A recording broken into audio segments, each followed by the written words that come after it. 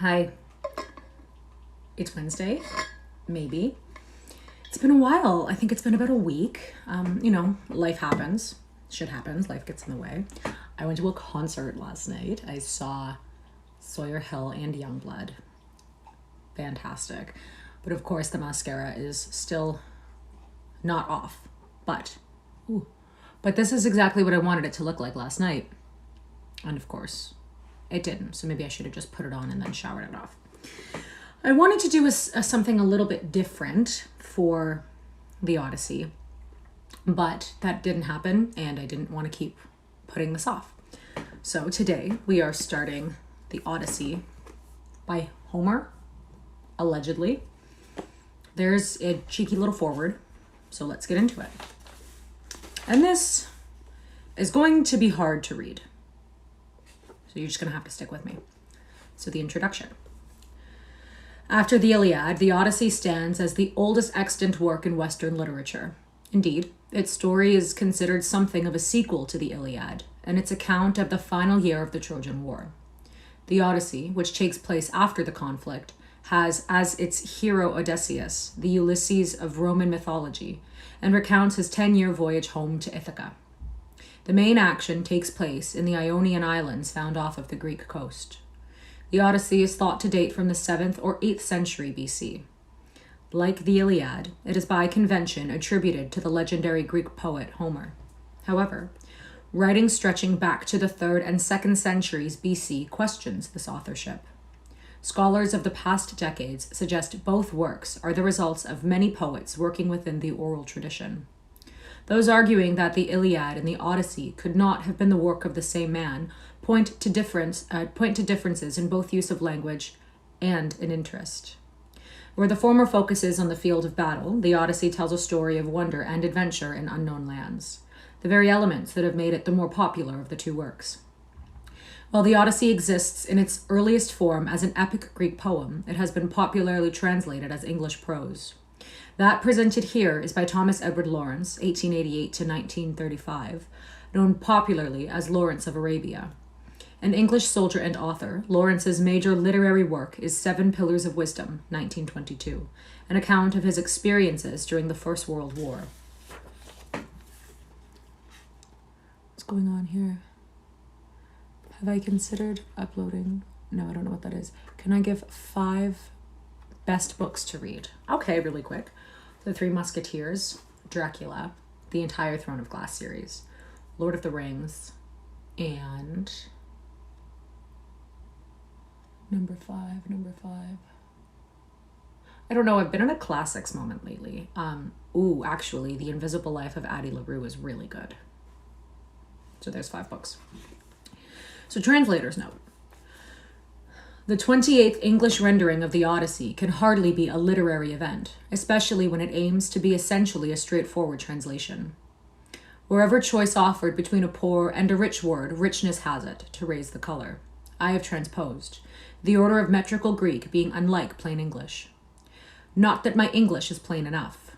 Wardour Street Greek, like the Odyssey's, defines honest rendering. Also, I have been free with moods and tenses, allowed myself to interchange adjective and adverb, and dodged our poverty of preposition, limitations of verb, and pronomial vagueness by rearrangement. Still, syntax apart, this is a translation. One of the recordings went super great, but you would be awesome for it. I'll check that out. Thank you. It has been made from the Oxford text, uncritically. I have not pored over contested readings, variants, or spurious lines. However, scholars may question the text in detail. Writers, and even would-be writers, cannot but see in the Odyssey a single, authentic, unedited work of art, integrally preserved. Thrice I noted loose ends, openings the author had forgotten. One sentence I would have shifted in time. 5 or 6 lines rang false to me. One speech seems to come before its context. These are motes in a book which is neat, close-knit, artful, and various, as nearly word-perfect as midnight oil and pumice can effect. Crafty, exquisite, homogeneous, whatever great art may be, these are not its attributes. In this tale, every big situation is burked and the writing is soft. The shattered Iliad yet makes a masterpiece, while the Odyssey, by its ease and interest, remains the oldest book worth reading for its story, and the first novel of Europe. Gay, fine, and vivid it is, never huge or terrible. Book 6, The Underworld, verges toward terribilita, yet runs instead to the seeds of pathos, that feeblest mode of writing. The author misses his every chance of greatness, as must all his faithful translators. This limitation of the work's scope is apparently conscious. Epic belongs to early man, and this Homer lived too long after the heroic age to feel assured and large. He shows exact knowledge of what he could and could not do. Only through such superb self-criticism can talent rank beside inspiration. In 4 years of living with this novel, I have tried to deduce the author from his self-betrayal in the work. I found a bookworm, no longer young, living from home, a mainlander, city-bred and domestic. Married, but not exclusively, a dog lover, often hungry and thirsty, dark-haired. Fond of poetry, a great if uncritical reader of the Iliad, with limited sensuous range but an exact eyesight which gave him all his pictures. A lover of old bric-a-brac, though as muddled an antiquary as Walter Scott, in sympathy with which side of him I have conceded tenterhooks, but not railway trains. It is fun to compare his infuriating male condescension towards inglorious women with his tender charity of head and heart for serving men. Though a stickler for the prides of poets and a man who never misses a chance to cocker up their standing, yet he must be, like writers 2,000 years after him, the associate of menials, making himself their friend and defender by understanding. Was it a fellow feeling, or did he forestall time in his view of slavery? He loved the rural scene as only a citizen can. No farmer, he had learned the points of a good olive tree. He is all adrift when it comes to fighting, and had not seen deaths in battle.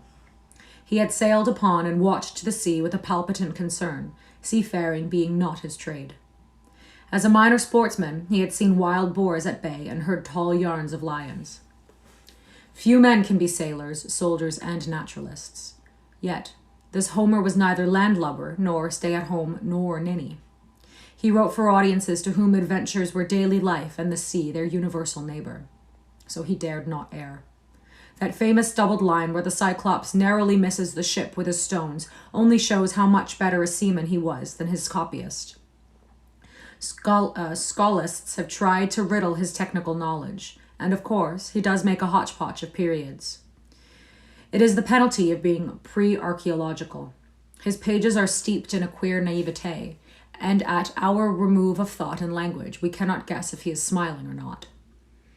Yet there is a dignity which compels respect and baffles us, he being neither simple in education nor primitive socially. His generation so rudely admired the Iliad that even to misquote it was a virtue. He sprinkles tags of epic across his pages. In this, some find humor. Rather, I judge that here too the tight lips of archaic art have grown the fixed grin of archaism. Very bookish, this house-bred man. His work smells of the literary cotier of a writing tradition. His notebooks were stocked with purple passages, and he embedded these in his tale wherever they would more or less fit. He, like William Morris, was driven by his age to legend, where he found men living untrammeled under the god-possessed skies. Only, with more verbal felicity than Morris's, he had less poetry. Fashion gave him recurring epithets like labels, but repetitions tell in public speaking. For recitation, too, are the swarming speeches. Hey, you're fine. Stop it. I know. For recitation, too, are the swarming speeches. A trained voice can put drama and incident into speeches. Perhaps the tedious delay of the climax through 10 books may be a poor bard's means of prolonging his host's hospitality. Obviously, the tale was the thing, and that explains, without excusing it to our ingrown minds, his thin and accidental characterization. He thumbnailed well, and afterwards lost heart. Nausicaa, for instance, enters dramatically in shapes for a few lines like a woman. Then she fades, unused. Eumaeus fared better, but only the central family stands out, consistently and pitilessly drawn. The sly caddish wife, that cold-blooded egoist Odysseus, and the priggish son who yet met his master prig in Menelaus. It is sorrowful to believe that these were really Homer's heroes and exemplars. T.E. Shaw. Okay, and we have a poem.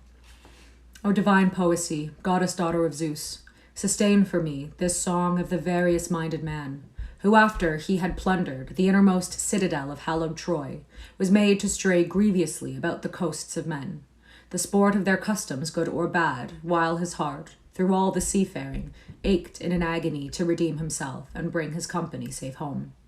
Vain hope for them, for his fellows he strove in vain. Their own witlessness cast them away, the fools, to destroy for meat, the oxen of the most exalted sun, wherefore the sun god blotted out the day of their return. Make the tale live for us, in all its many bearings, O Muse. And I need a blanket, but he's on the only blanket. Book 1. By now the other warriors, those that had escaped headlong ruin by sea or in battle, were safely home. Only Odysseus tarried, shut up by Lady Calypso, a nymph and very goddess, in her hewn-out caves. She craved him for her bedmate, while he was longing for his house and his wife. Of a truth, the rolling seasons had at last brought up the year marked by the gods for his return to Ithaca, but not even there among his loved things would he escape further conflict. Yet had all the gods with lapse of time grown compassionate towards Odysseus, all but Poseidon, whose enmity flamed ever against him till he had reached his home. Poseidon, however, was for the moment far away among the Ethiopians, the last race of men, whose dispersion across the world's end is so broad that some of them can see the sun god rise while others see him set. Thither had Poseidon gone in the hope of burnt offerings, bulls and rams by hundreds, and there he sat feasting merrily while the other gods came together in the halls of Olympian Zeus. To them, the father of gods and men began speech, for his breast teemed with thought of the great Aegisthus. One sec, we're going to sound this out. Aegisthus, whom famous Orestes, the son of Agamemnon, had slain. I probably should have looked up how to pronounce these names, but we're reading together for the first time. It vexes me to see how mean are these creatures of a day towards us gods, when they charge against us the evils, far beyond our worst dooming, which their own exceeding wantonness has heaped upon themselves. Just so did Aegisthus, I'm going to Google how to do that, and I'll pronounce it properly next time. Aegisthus, just so did Aegisthus, that's really hard to say, Aegisthus, exceed when he took to his bed the lawful wife of Atrides and killed her returning husband. He knew the sheer ruin this would entail. Did we not warn him by the mouth of our trusty Hermes, the keen-eyed slayer of Argus, neither to murder the man nor lust after the woman's body? For the death of the son of Atreus will be requited by Orestes, even as he grows up and dreams of his native place. These were Hermes' very words, but not even such friendly interposition could restrain Aegisthus, who now pays the full penalty. Swiftly there took up Athene, goddess of the limpid eyes. Our father, heir of Cronos, lord of lords, that man Aegisthus has been justly served. May everyone who slaughters a victim after his fashion go down likewise into hell. But my heart is heavy for Odysseus, so shrewd, so ill-fated, pining in long misery of exile on an island which is just a speck in the belly of the sea. This wave-beset, wooded island is the domain of a god-begotten creature, the daughter of baleful Atlas, whose are the pillars that prop the lofty sky, whose too are the deepest soundings of the sea. The daughter has trapped the luckless wretch, and with subtle insistence cousins him to forget his Ithaca. Forget! Odysseus is so sick with longing to see it, Forget!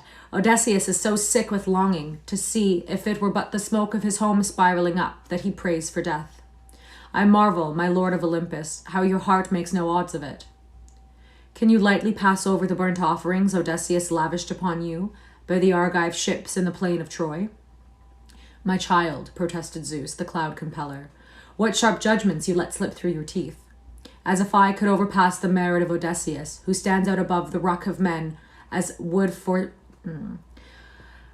As if I could overpass the merit of Odysseus, who stands out above the ruck of men as much for worldly wisdom as for his generous offerings to the gods that eternally possess the open sky.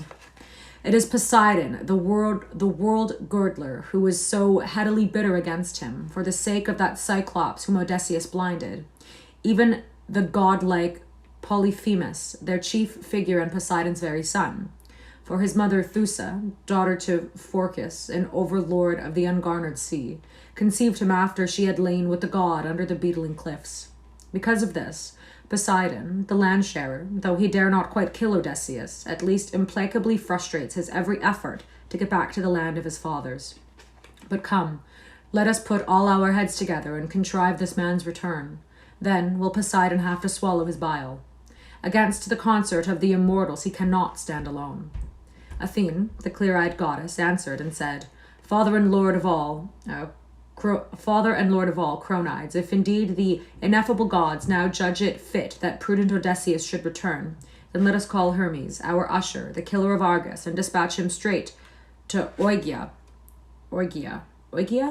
the island of that nymph with the lovely hair, to warn her how it has become our fixed act that the dauntless one be allowed to set out homeward forthwith. For my part, I shall go to Ithaca and rouse his son Telemachus, instilling some tardy purpose into his spirit, so that he may call his Greek exquisites to counsel and give check to the mob of wooers besetting his mother Penelope, while they butcher his wealth of juicy sheep and rolling-gated, screw-horned oxen. I will send the youth to Sparta, yes, to the sandy Pylos, to ask those he meets for news of his dear father's return. Not that he will hear anything, but his zeal will earn him repute among men. She ceased and drew upon her feet those golden sandals, whose fairness could no use dim, then carried their mistresses as surely and wind swiftly over the waves as over the boundless earth. This is really hard to read. She laid hold of her guardian spear, great, heavy, and close-grained, tipped with cutting bronze. When wrath moved the goddess to act, this spear was her weapon. With it, and stayed by her pride of birth, she would daunt serried ranks of the very bravest warriors. Downward now she glided from the summit of Olympus to alight on Ithaca before Odysseus's house, by the sill of the main gate. With that war spear in her fist, she seemed some traveler seeking hospitality. She had a look of Mentes, a chief in Taphos. The gateway was thronged with self-assertive suitors, whose pleasure for the moment was to sit there playing at checkers on the hides of the oxen they had killed and eaten. Round them bustled their criers and nimble pages, some mixing wine and water in the parent bowls ready to drink, others wiping down tabletops with soft sponges or relaying them for the next meal, while yet others were jointing huge sides of meat. If the suitors saw her, they did not move or look before handsome Telemachus gave sign. He sat despondent in the hurley, fancying to himself his honest father's sudden arrival for somewhere, somehow, and the scatter there would be through the palace of these wasters when they saw him stride in to regain man's respect and king it honorably once more over his household. I'm gonna get a little bit of water. I'm just gonna take a slight break. This shit is not easy to read. So everyone knows when we are reading it for the first time together. I'm also not Greek. And unfortunately, I don't know how to pronounce a lot of these names. As he so dreamed amidst the unheeding suitors, he became aware of Athene waiting by the threshold, and went straight to her, vexed to the heart that any guest should be delayed at their door for lack of welcome. He clasped her right hand, relieving her of the metal spear, and spoke to her these winged words. Accept, O guest, the friendliest greetings. Enter and taste our food, and thereafter make known to us your every need. Whereupon he led the way into the noble house. Pallas followed until he set her spear in the polished spear rack beside a high pillar, amongst weapons once used by the long-suffering Odysseus. Then he spread smooth draperies over a throne of cunning workmanship and seated her upon it.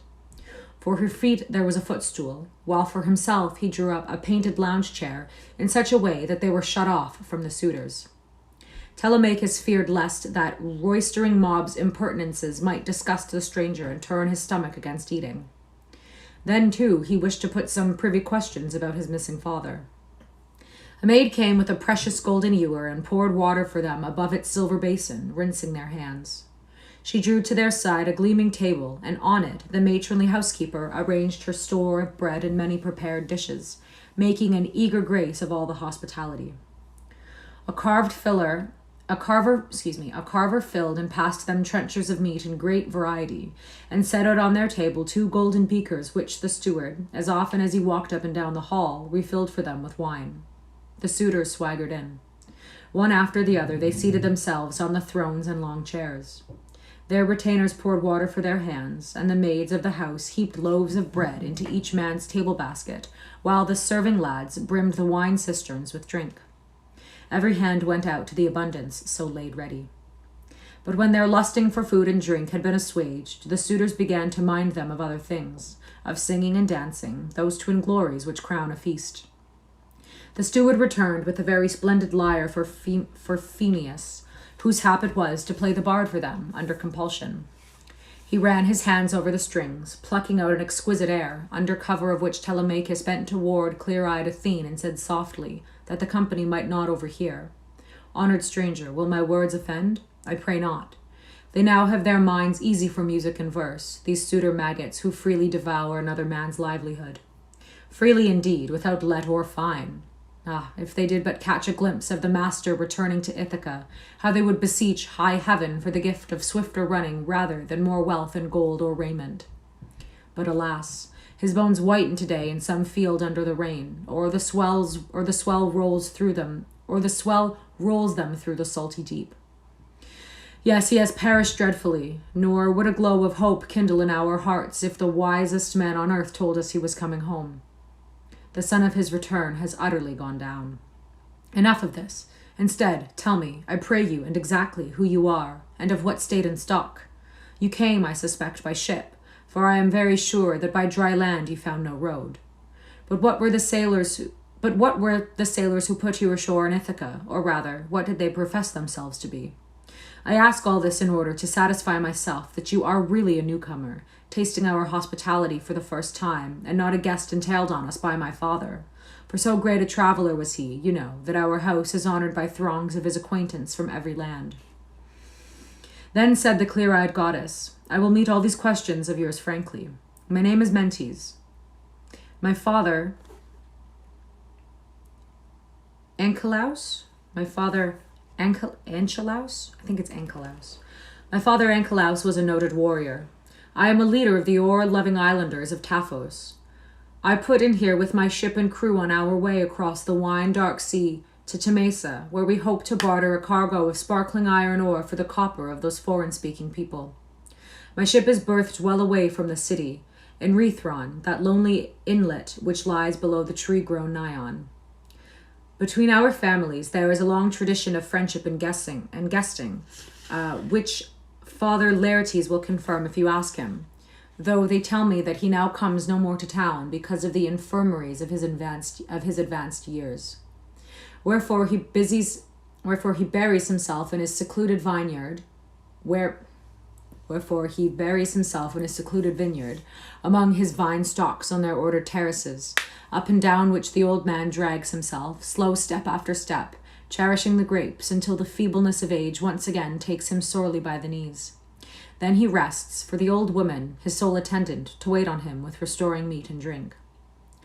And the reason for my present visit? Because I heard that he was back. I mean your father. For be assured that the marvelous Odysseus has in no wise perished off the face of the earth, though it seems that gods yet arrest him in mid-path of his return. And therefore, albeit I am by trade no teller of fortunes, nor professed reader of the significance of birds, therefore I am about to prophesy to you what the deathless ones have put in my heart and made my faith, namely, that the day of Odysseus' coming again to his native place is near. He may be penned within some surf-beaten islet ringed by the wide sea, or some rude tribe of savages may hold him in durance, but only for the time. Infallibly he will find means of escape, though they fetter him in fetters of the purest iron. The man is fertility itself in his expedience. Now, tell me something plainly, as I have told you. Are you real and very son to Odysseus, who are so well grown of body. His head and fine eyes you have exactly, as I remember him in our old association. For we were much together in the days before he set out for Troy in the hollow ships with all the chivalry of Greece, since when we have not met. Careful, Telemachus answered thus. Indeed, you shall have it very plain, my friend. My mother says I am his son. For myself, I do not know. Has any son of man yet been sure of his begetting? Would that I had been the child of some ordinary parent whom old age had overtaken in the quiet course of nature on his estate. But as it is, since you press it, they do name me the child of that vaguest fated of all men. But as it is, since you press it, they do name me the child of that vaguest fated of all men born to death. Athene put to him one more question. I think when Penelope conceived so goodly a son, it was meant that the gods had not appointed a nameless future for your stock. But give me the straight truth again. What feast or rout of a feast is this which rages about us? What part in it have you? Is it a drinking bout or some sort of marriage? No sodality would be thus indecent.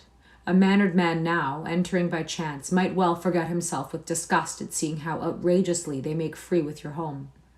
Soberly, Telemachus answered her again, saying, Stranger, since you probe into this also and put it to me, I must confess that our house looked to be rich and well appointed, while my father ruled it as master. But the gods saw fit to order it quite otherwise when they spirited him away with an utterness beyond example. Had he plainly died, I should not have taken it so hardly. Above all, he had died with his likes on the field of Troy in his friend's arms, after winding up the pitch of battle to its height. For then the fellowship of Greece would have united to rear his funerary mound, and the fame of his prowess would have been, for his son, a glorious increasing heritage. Instead, we have this instant vanishment into blind silence, as though the harpies, winged scavengers of the wind, have whirled him into their void, and I am left weeping with pain. Nor do I weep only his pain. The gods have gone on to invent other evils for my count. Every man of authority in the islands, from Dulichion and Same, to Zakynthos of the woods, as well as every figure of this rugged Ithaca, all are come wooing my mother. It seems that she can neither reject the horrible offers out and out, nor accept any of them. So here they sit, forever eating up my substance and making havoc of my house. Surely soon they will devour me too. Athene heard him out and then said fiercely, A shameful tale! Here is a crying need for Odysseus to manhandle these graceless suitors. Would that he might appear now in the outer gate, erect, helmeted, with shield and 2 stabbing spears, the figure of a man I saw enter our house the first time we entertained him on his way up from Ephyra. He had been down on his war vessel to get from Ilus, son of Murmurus, some deadly poison to smear on the bronze heads of his arrows. Ilus feared to affront the everlasting gods and refused him any. So it was my father, carried away by the huge lore he bore him, who furnished it. If only that Odysseus we knew might today thrust in among the suitors. Indeed, their mating would be bitter and their shrift suddenly sharp. However, such things rest on the knees of the gods, whose it is to appoint whether he shall re-enter his halls and exact vengeance or no. Wherefore instead I counsel you to take most earnest thought in what way you shall, by your single self, expel the suitors from the house. Listen to this plan of mine, which I would urge upon you. Tomorrow, assemble all the Greek chiefs. Address them bluntly, calling the gods to witness how you order. Firstly, that the suitors disperse, every man to his place. And secondly, that your mother, if her nature yet inclines towards marriage, betake herself to the palace of the mighty man, her father. It shall be for them there to make the new match for her, regulating rich dues and providing such wedding festivities as befit the alliance of a favorite daughter. There remains your personal duty, on which also I have a word to say if you will hear it. Get yourself a ship of 20 rowers, the very best ship you can find. Set forth in this to seek news of your long overdue father. Even if no mortal tells you anything, yet who knows but there may steal into your mind that divine prompting by which Zeus very often gives mankind an inkling of the truth. Go to Pylos first and consult its revered Nestor, thence to Sparta, where you will find brown-haired Menelaus, latest of all the mail-clad Achaeans, to get back from Troy. If you learn that your father is living and has his face towards home, then steel your temper to 1 more year of this afflicted house. But if you learn that he is no more, that he is surely dead, then return and throw up a mound to his name, with the plenishing and ceremonial befitting a great fallen warrior. After which do you give yourself his widow, your mother, to some man for wife. These things first. Yet also it must be your study and passion to slay these suitors in your house, either by fair fight or by stratagem. Childishness no longer beseems your years. You must put it away.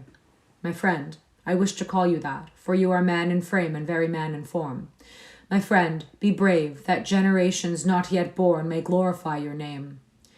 Consider young Orestes and the honor he has won in all men's mouths by putting to death his father's murderer, the crafty, blood-boltered Aegisthus, who trapped noble Agamemnon. No more. I must back to my swift ship. Its waiting crew will be grumbling because I have delayed them all this weary while. Only a parting word. Make it your instant and main effort to do as I have said. Heedful Telemachus replied, Sir, the kindness of your advice to me has been like a father's to his son, and I will ever gratefully remember it. But I beg you, however urgent your business, to delay your setting out till you have bathed and refreshed yourself. Then go to your ship, spirit gladdened, with a gift from me in your hand. For it shall be a worthy gift to remind you of me always, some very beautiful treasure, such as only great friend gives to friend. The goddess Athene, the clear-eyed, refused him. Do not try to hold me. I long to be on the way. As for this token which your friendly interest prompts, let it be mine on the return journey when I can carry it straight home. Choose your richest gift. It shall be matched by what I shall give you in exchange. And having so said, she went, suddenly and elusively as a sea-bird goes, leaving the young man quick with ardor and decision and more mindful of his father than ever of late. Telemachus, as he felt this change come to his spirit, was amazed. The persuasion took him that his visitant had been in some way divine. Accordingly, his carriage as he went once more among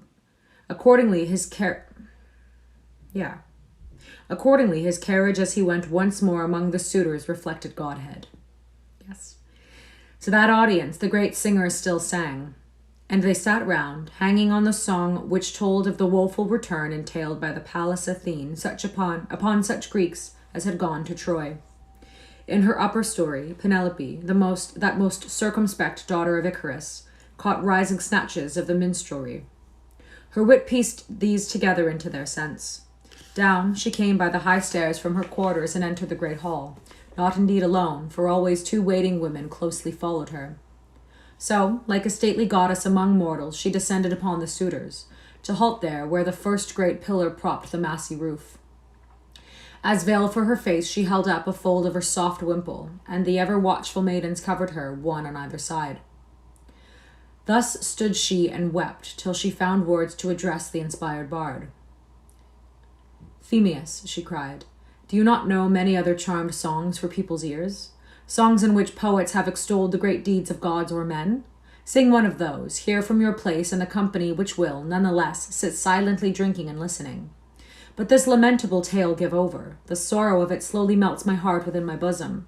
For you tell of the event which is brought down upon me above all women, this unappeasable pain. So continually does my memory yearn after that dear head. O my lost hero, whose glory had spread throughout Hellas and Argos, the very heart of the land. Telemachus decently cut her short. My mother, why take it amiss that our trusty singer should entertain us as the spirit moves him? I think it is not poets who bring things to pass, but rather Zeus who pays out to men, the makers, their fates as at his whim. We have no cause against Phemius for drawing music out of the fate of the Danaans. A crowd ever extols the song which sounds freshest in its ears. Harden your heart and mind to hear this tale. Remember that Odysseus was not singular in utterly losing at Troy the day of his return. There were others, many others, who in the Troad lost their very selves. Wherefore I bid you get back to your part of the house, and be busied in your proper sphere, with the loom and the spindle, and the overseeing your maids at these their tasks. Speech shall be the men's care, and principally my care, for mine is the mastery in this house. She, astonished, went back upstairs, laying away in her breast this potent saying of her son's. But when she had regained the upper story with her serving women, she began to weep for Odysseus, her lost husband, and wept until the grey-eyed goddess Athena cast a pitying sleep upon her eyelids. Behind her back, the wooers broke into riot across the twilit hall, everyone swearing aloud that he should be the luck of lying in her bed. But to them the dispassionate Telemachus began. Suitors of my mother and lewd ruffians, tonight let us foregather and feast, but no shouting, please, to spoil our privilege of hearing the singer with the divine voice. Tomorrow I vote we go early to the assembly, and all take seat there. I have to unburden my soul to you formally and without stint on the subject of your quitting this house, and to suggest that you remember your own banqueting halls in which you may eat your own foodstuffs and feast each other in rotation from house to house.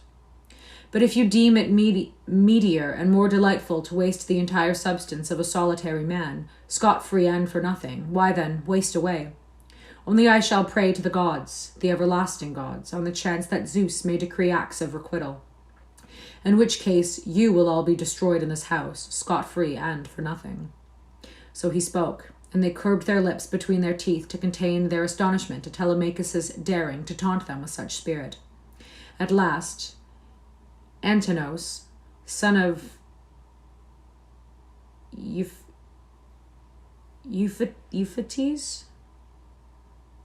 undertook to reply. Why, Telemachus, those very gods must have been giving you the lessons in freedom of speech and heady taunting.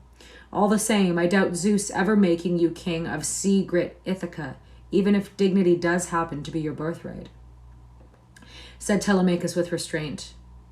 Antinos, take not my words against the grain. If Zeus willed it, I would assume even that charge ungrudgingly. You imply it is the worst thing that could happen among men? Let me tell you, it is not so bad a fate to be king. Quickly does a royal house grow rich, and himself amass honor. However, since the mighty Odysseus is dead, surely this headship will fall to someone of the swarm of kings, young and old, now infesting this land of Ithaca. My determination and aims are bound by this house, to be lord in it and over its bondservants, whom the triumphant might of Odysseus led in from his forays as thralls.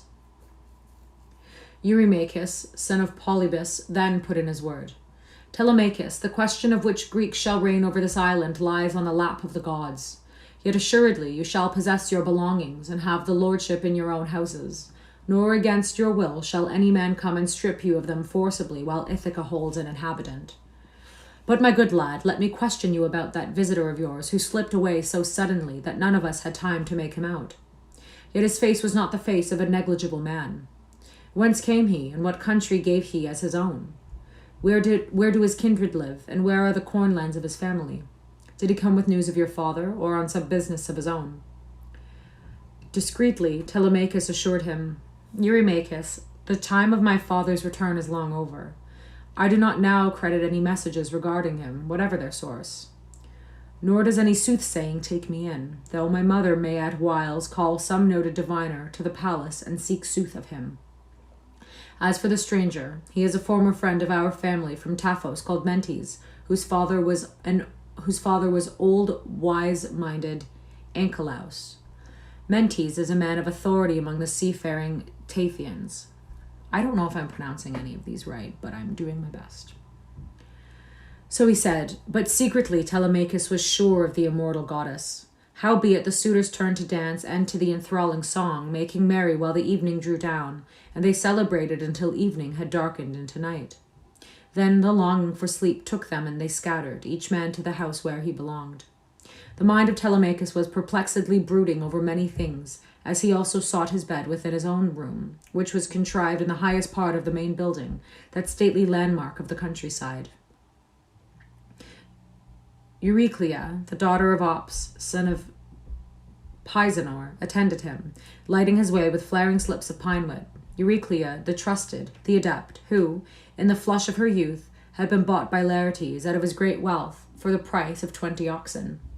In the house, Laertes had esteemed her as his beloved wife, but never dared have intercourse with her, fearing the temper of his wife. Of all the servants, it was Euryclea who most loved Telemachus, for she had nursed him when he was a tiny child. Accordingly, it was she who lighted him to his well-built room. He flung open its doors and sat himself on the couch. There he pulled off his long, clinging tunic, which the old woman received into her skillful hands and folded and patted into smoothness before she hung it on the clothes peg beside his fretted inlaid bedstead. Then she quitted the chamber, pulling to the door after her by the silver beak which served as handle and sliding the bolt across by its leathern thong. And there Telemachus lay all night, wrapped in a choice fleece, pondering in his heart how he should compass the journey enjoined upon him by Athene.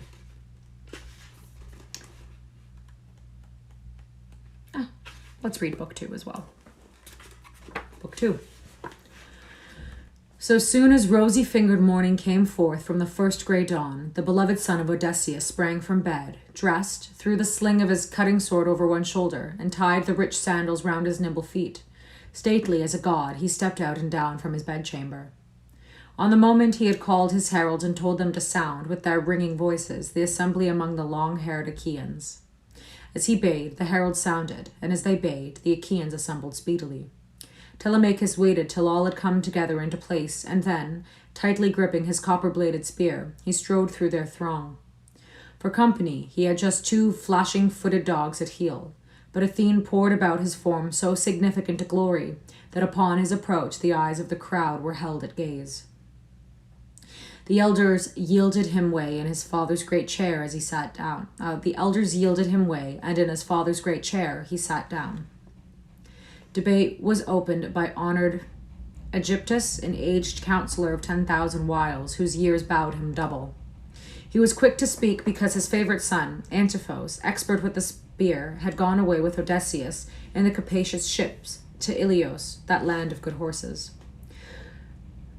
To tell the truth, Antiphos was even now dead, barbarously slain in the vaulted cave by the Cyclops, who had cooked him too and eaten him for his latest and his last feast. Aegyptus had yet 3 other sons. One of them, Eurynomus, had thrown in his lot with the suitors, and 2 kept the house, helping with the husbandry. But the consolation of these did not still the old man's inward aching and outward lamentation for the one who had not returned. Therefore, it was that he now rose up and spoke through his tears. Hear now, O men of Ithaca, and attend my words. Never once since the day that mighty Odysseus sailed from us in his ribbed ships has our assembly met in session. Who is now our conveyor? Is some one of the new generation in extreme urgency? Or one of us elders? Perhaps an army approaches, of which a man has had warning and would make us share in his certain knowledge? Or is it some matter touching the common weal, which he would disclose and expound? Anyway, I judge his zeal timely. May the event turn to his advantage, and Zeus ensure him the good thing for which his soul yearns. Thus far, the dear son of Odysseus rejoiced at the auspicious phrase. The longing to deliver his mind pricked him to his feet in the midst of the gathering. Pisanor, the herald, past master by experience of public conduct, thrust into his hands the gavel which gave right to speak, and Telemachus began, addressing himself first to the old counselor. Venerable sir, the man who convened the people is not far to seek. Here he stands in your eye. I am compelled to action by the burden of my pains. I have no word of any army coming, no advance or exclusive news affecting that or the common estate. The need, the motive, is personal. A 2-headed evil has stricken me and struck my house. I have lost my noble father, who was once your king, the king of all present, but also my very gentle father. And upon this harm comes far heavier harm, one which bodes the early wasting of my home and an utter ruin of my livelihood. My reluctant mother is plagued by suitors, sons of the leading men in this and other islands. Their honest course would be to interview her father, Icarus, and ask him to fix his daughter's marriage terms and give her to the man he liked or found fittest from among them. But they shrink in a twitter from such plain dealing. Instead, they have fallen to haunting our place day by day, at the expense of my sleek cattle. Oxen and sheep and goats must be sacrificed to feast their greed. They gulp our wine, stuffed with the glint of sunlight in it, like ordinary drink. Everything is being spent. Odysseus now was a man who could defend his house against the spoiler, but there is nothing of his build about us. So long as we live, we shall remain feebly untrained bodies, incapable of such defense. Not for want of willing, it is strength I lack to meet this intolerable provocation, the grim, slow slack of my innocent house. Will not a fellow feeling for people who are living beside you, neighbors, make you share their vexation and ashamedly pity their plight? Pray you, sirs, begin to fear the anger of the gods a little, lest they be aghast at the evil already wrought and turn to requite it. I beseech you by Olympian Zeus, and by Themis, in whose justice courts like this are gathered together, and after session released. No. Rather, my friends, let me be. Leave me to wear myself out with the misery of my own grief. Perhaps Odysseus, the father who was so good to me, in reality hated his panoplied Greeks and did not deliberate in juries, which you now in turn deliberately repay by cheering on my afflictors. Better hap for me, by far, if yours were the appetites emptying my storehouses and byres. For then, how soon there would be a counterstroke. We should go through the city with our tale, clinging as suppliants to all we meet, demanding our monies till everything have been given back. But as it is, you heap up in my heart these irredeemable pains. Yeah. So there. Just a sec. Just a quick little break. A little chat, a little water. I hope everyone's having a great day. Okay. Back into it. So he spoke through his gathering rage, and here, in a gust of tears, he flung the gavel to the ground. The audience were seized with pity and sat still and silent, all of them, lacking face to return angry words to these words of Telemachus. Finally, Antinous gave tongue as follows. Your lost temper and haughty lips, Telemachus, conspire to smirch our conduct and link us with disgrace. Yet I tell you, it is not the suitors who are guilty among the Achaeans, but your respected mother, that far-fetched, artful mistress. For these 3 years, nay, longer, in the 4th year now, she has rapt away the wits of the Achaean men. She has led every one of us to hope, given each of us his privy assurance, let fall little messages, while her heart, all this while, had been harboring quite other designs. One trick her subtlety devised was to install in her apartments a huge loom, and set up on this a fine wide weave, and ever she would say to us, Sweethearts, go slow, and lay your burning intent to have me married. The death of royal Odysseus lays on me the duty of completing this linen shroud, to save its gossamer threads from being scattered to the winds.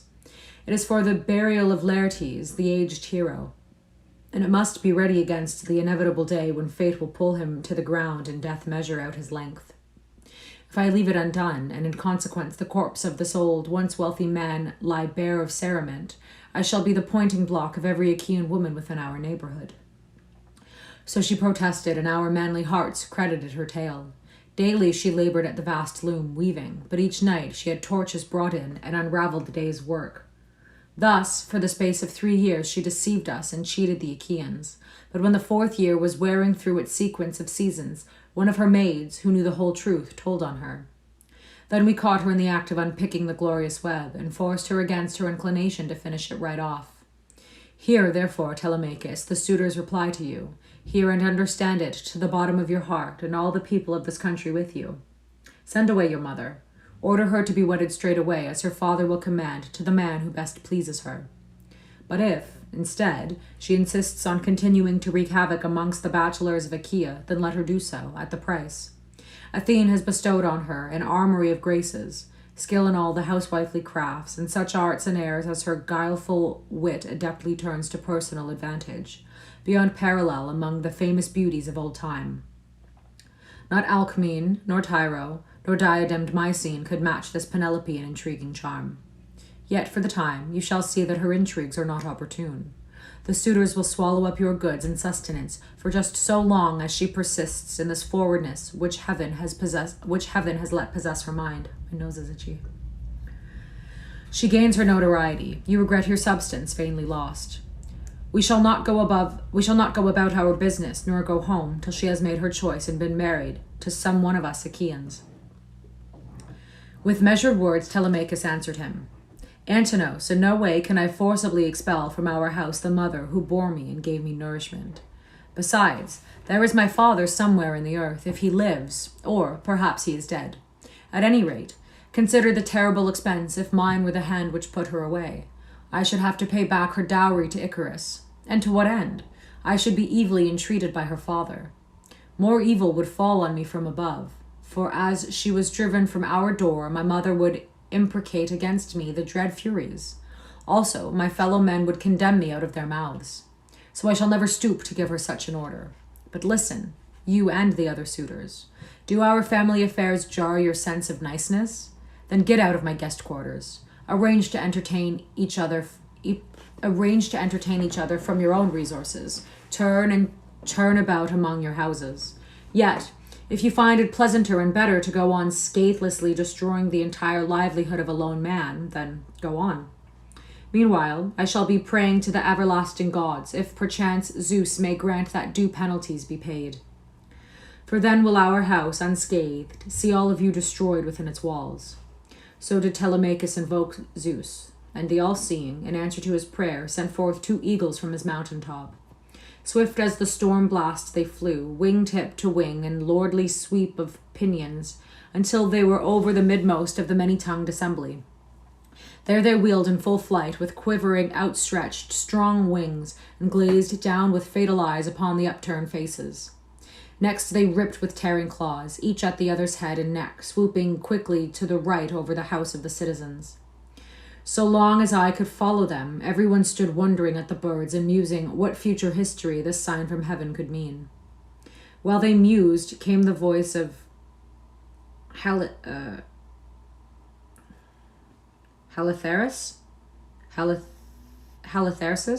son of Master, an elder of great standing who surpassed all his generation in science of bird-reading and the foretelling of dooms. Out of this deep of knowledge, he now held forth, "Hear me, islanders of Ithaca, hear me out, especially the suitors, for what I portend concerns them most. Great evils are rolling down upon them. Odysseus will no longer remain sundered from his people. Even now, it may be, he approaches, carrying within him the seeds of bloody doom for every suitor. He will be deadly, too, for many others of us substantial men in this island of the pellucid skies. Wherefore, before the event, let us devise a plan by which the offence of the suitors shall be removed, unless they forthwith remove their own offence, which, did they study their interests, would be the wiser choice. I speak of what I know surely. This is not my first essay in divination. Everything has come to pass of what I prophesied to Odysseus, when that resourceful leader was sailing for Ilos with the Argive host. I foretold that after enduring many disasters and the loss by death of his whole fellowship, he would at the last find himself again made free of a home, where no one knew his face in that 20th year from his setting out, and today all this mounts to its fulfillment. Him, in turn, Eurymachus, son of Polybus, denied. Come, dotard, you will do better to stay at home and prophesy to your children, saving them from this wrath to come. In practical affairs, I am the master prophet. Multitudes of birds flit hither and thither in our bright sunshine, but not all bear messages from heaven. Odysseus, of whom you prate, died long ago and far enough away. If only you had gone and died with him, then we should have escaped these oracles of yours, and you would not have had this chance of perhaps making future capital for your family by egging on the vexed Telemachus to publish his griefs. I'm going to adjust. Yet I fear your family will never receive from him the reward you envisage. I am about to speak hardly, but what I say shall surely be. When an elder of long and wide worldly experience prostitutes his stored wisdom to abet a young man's anger, then, in first instance, the consequences are very grievous for the young man, who finds himself impotent to bend his hearers to his will. And secondly, for you too, ancient, the regrets will be bitter. Upon you we shall lay such fine as make your heart ache to pay it. Upon you we shall lay such fine as will make your heart ache to pay it. Now before you all, I have advice for Telemachus. He must order this mother of his back to her parents, for them to decide her remarriage and assess the sumptuous interchange of gifts which go with the dear daughter. I assure you that till then, the cadets of the Achaeans will not desist from their irksome and exigent wooing. Why should they? We fear no one on earth, certainly not Telemachus with his bluster. Nor are we to be moved by the soothsaying which you, old man, mouth over at us without end. save to make yourself ever more generally detested. Telemachus's goods shall be ruthlessly devoured, and no fair deal come his way while Penelope thwarts the people in this matter of her remarriage and keeps us dancing audience on her, day in, day out, our passions too excited by the chance of winning so admirable a bride to cultivate any of the ordinary women who would make us fitting mates. Eurymachus, said Telemachus in deliberate reply, I will not reopen entreaties or discussion upon the subject with you or any other arrogant suitor. We have deferred our case in fullest detail to the gods, and made it known to all the Achaeans. Instead, I now ask you for a clean-built ship and 20 rowers to man her. In this, I propose to go round Sparta and sandy Pylos, inquiring after my long-lost father. Perhaps news of his return is to be gleaned from men, or a whisper may come to me from Zeus, whose breath oftenest conveys forewarnings of truth to us mortals. If I learn that my father is alive and on his homeward way, I can endure this wistful spoiling of my house for yet a space. But if it be confirmed that he is dead and gone, then I will turn back to this loved land of mine and heap up for him a barrow to hold the rich tomb furniture which is seemly for so grand a name. Afterward, I will give my mother to a man. He ended and sat down, and there rose from the throng Mentor, the comrade to whom stout Odysseus, on sailing for Ilos, had committed his house, enjoining all in it to be obedient to the old man and in his steadfast guard. Wherefore out of his good heart Mentor protested as follows, Give heed now, men of Ithaca, to what I say to you. Here is a warning to all sceptred kings, that they wholly abjecture clemency and gentleness, and take no thought for just dealing. Instead, let them be harsh always, and unseemly in conduct. For glorious Odysseus, your king and the king of all this people, was like our father in his mildness. And lo, not one of you remembers him. Yet I advance no plaint against these haughty suitors, whose ill nature has led them into deeds of such violence. Indeed, this violence I find not excessive, weighted against their risk. They have staked their heads upon a persuasion that he comes home no more. My complaint is rather against the rest of the people, because you have sat by mutely, without word of denunciation or restraint, though you are very many and the suitors are but few. Leocritus, the son of Euenor, opposed him. Mentor, you crazy mischief-maker, why waste breath in pleading that the people stop our nuisance? To make war over a matter of feasting would be outrageous, superior numbers or no superior numbers. Even suppose that your Odysseus of Ithaca did arrive in person, all hot to drive from his palace the noble suitors who have made it their banqueting hall. His wife may yearn for his coming, but in that way she would have small joy of it. In his very palace he would encounter horrid fate if he alone attacked so many of us. You babble vainly. Enough of this. Let all the people return to their employments, leaving only Mentor and Halitherses, because they have so long been hangers-on of the family, to deal with this youth's journeying. Yet I fancy he will stay long enough in Ithaca, news gathering still from his chair, and the project of a voyage coming to naught. He finished, and the assembly was speedily dissolved, the crowd streaming homeward, while the suitors repaired to the palace of magnificent Odysseus. But Telemachus walked by himself far along the margin of the sea, and there laved his hands in the transparent sea water before praying to Athene. Divine one, hear me. Yesterday you came to my house and told me to venture by ship across the shadow-haunted main, seeking news of my absent father. Now see how the Achaeans, and especially these lustful, bullying suitors, thwart my every turn. While he prayed, Athene drew nigh.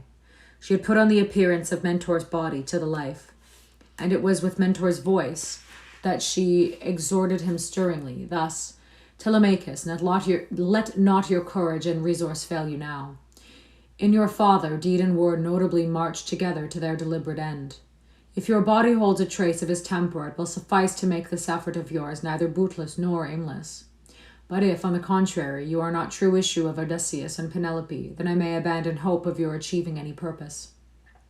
Few are the sons who attain their father's stature, and very few surpass them. Most fall short in merit. But surely this time you cannot, prove faint-hearted or base, nor can you have failed to inherit some of Odysseus's cunning. Therefore, I have good hope that you will attain your goal. Pay no heed to the advice or intentions of these infatuate suitors. Let them instinct and decency are alike at fault, nor do they apprehend the death and black fate hovering over them to overwhelm them all in a day. As for this journey of your heart, it shall not be too long denied you, because I was a friend of your father's. Therefore, I am myself obtaining you the fast ship, and I shall be of your company aboard her. For the moment do you go back to your house and mingle cheerfully with the suitors, while you get ready the victuals. Pack everything securely. Let the wine be in wine jars, and the barley meal, the marrow of men's strength and tough skins. I will very quickly gather from the town our crew of willing fellows. Sea-girdled Ithaca is rich in ships, new and old. I go to survey them and choose the fittest, which we will presently equip and launch into the open sea. So said Athene, the daughter of Zeus. I'm sitting so crookedly, but this is very comfortable. So said Athene, the daughter of Zeus. Telemachus, hearing the divine accent, made no delay, but returned straight home with his heartache, to find the suitor lords in guest hall or forecourt, where they were stripping the skins off his slaughtered goats and singeing his fat pigs for the cooking fire. Antinos, with a laugh and loudly calling his name, swaggered up to him and took his hand. Telemachus, said he, you have just now given your enmity too free tongue against us. Instead, will you not henceforward banish from your mind these thoughts of doing us hurt, and forget your injurious words, and eat and drink with us as of yore? Meanwhile, the Achaeans will be making quite ready for you all you want in the way of ship and crew, to take you most quickly to hallowed Pylos for news of your august father. Well advised was the reply of Telemachus, as he gently drew his hand from the grasp of Antinos. I want to say like Anthony or Antonio, but it's not that, it's Antinos. It is not possible for me to dine softly in your too proud company, to be at ease and merry make. O suitors, was it not grief enough that in my callow childhood you shore from me so much of my precious goods? Today I am a grown man, and hear from others all this tale, and verily my swelling heart prompts me to visit upon you every evil I can contrive, whether from Pylos or this place. Therefore will I most surely go on my journey. Nor shall it be a barren quest, though by your crafty precaution I travel but as a passenger, without ships or rowers of my own. The suitors went on feasting their hardest, where they were, till he had spoken. Then they hooted and jeered at him. One graceless cockerel held forth after this restraint. Really, Telemachus does mean to kill us all. He now hates us so terribly that he may bring back avengers with him from the sands of Pylos or from faraway Sparta. Or perhaps he plans to visit the luxuriant fields of Ephyra and procure some life-destroying drug to mix into our wine bowl and cut us all off together. And another youth of the same sort cried out, I tell you what, if he goes off on the inside of a ship, perhaps he will wander away from his friends like Odysseus and get lost. Then what extra work we poor creatures will have, dividing up all his belongings amongst ourselves. I vote we give the house property to his mother for the man who makes her his wife. Thus they japed, but Telemachus went from them to his father's store chamber. Under its high, wide dome lay heaped up the gold and copper, also great chests of clothing and an abundance of pleasant-smelling olive oil. Secured against the wall in ranks stood jar upon jar of delicious wine, every jar filled with pure liquor, fit for the gods, but awaiting the day of Odysseus' homecoming, if he was ever to come home, through his toils and pains.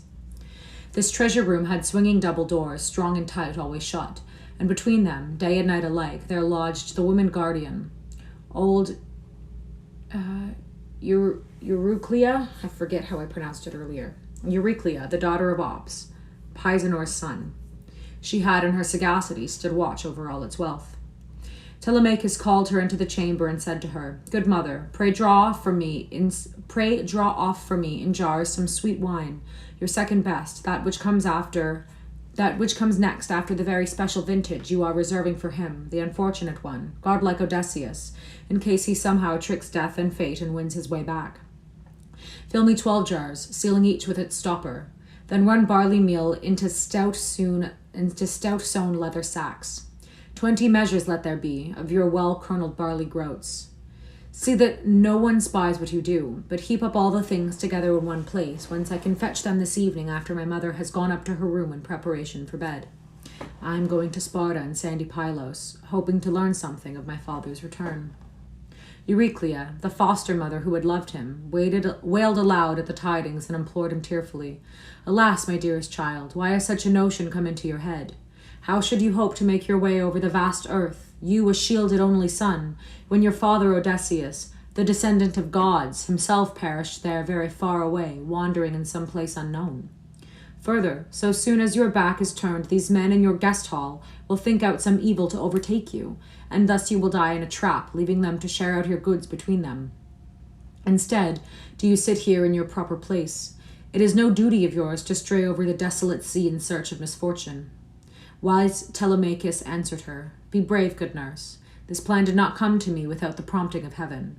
But swear not to breathe a word of it to my dear mother till 11 or 12 days are past, or till she misses me and learns that I have gone away. I want to spare her beautiful face from being furrowed with tears. Thus he spoke, and the old woman swore a great oath by the gods. He heard her swear and seal the oath, and after it at once she turned to drawing off his wine in jars and filling the stout leathern wallets with barley meal, while Telemachus returned to the living rooms and entertained his suitors. The suitors, not his suitors. All this time the clear-eyed goddess was taking thought for the next stages of her plan. In the guise of Telemachus, she traversed the entire city, and standing by each of her men, said her say, exhorting them to muster at nightfall by the swift ship. The ship itself she asked of Nomon, famed son of Phronius, who granted it heartily. The sun went down in the sea, and the streets grew obscured. Then Athena had the fast ship run down into the water and stored aboard her all the gear proper to a well-found galley. She had her brought round to the very mouth of the harbor, where the picked crew had rallied, every man of them inspired by the grey-eyed goddess and with her own zest. Athene, steadily pursuing her course, next visited the great house of Odysseus, and there poured out upon the suitors a fond sleep and dazed them as they drank, till the cup slipped from their drowsy hands. Incontinently the banquet broke up, as each man struggled homewards to his bed in the city, with a weight of slumbering bearing down his eyelids. Then the goddess called Telemachus to speak with her outside the comfortable halls. She was again mentor in speech and body.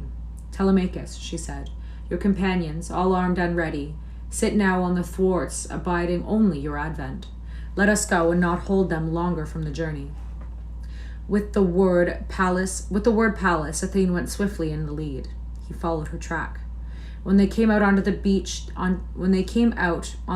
to the ship, there they found the long-haired company waiting at the water's edge. To them, Telemachus, their appointed leader, made his first speech. Friends, come with me and lend a hand with the rations.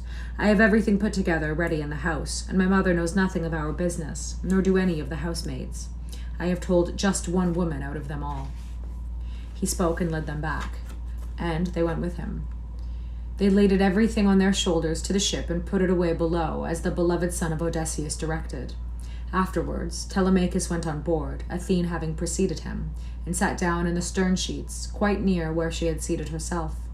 The crew loosed the after warps, clambered aboard, and took their seats on the oar benches. Then did Athene, the clear-eyed, summon up for them a favoring breeze, a brisk following west wind which thrummed across the wine-dark sea. Telemachus roused his followers and bade them get sail on the vessel. They obeyed him. The foremast was raised aloft and heeled through its pierced crossbeams. The stays were rigged, and the white sails hauled up by their halyards of pliant cowhide. The wind caught the sail, bellying it out, and the blue shadowed waves resounded under the forefoot of the running ship as she lay over her course and raced out to sea. They made fast all the running tackle of the swift dark hull and got out the drinking bowls. These they filled with wine, brimful, and poured out as offerings to the immortal gods that are forever and ever, honoring especially the clear-eyed daughter of Zeus, while the ship cleft through the long night towards the dawn. Long stream, yeah. That is all for today. I will upload this on YouTube. And thanks for reading with me. Have a great day. Bye.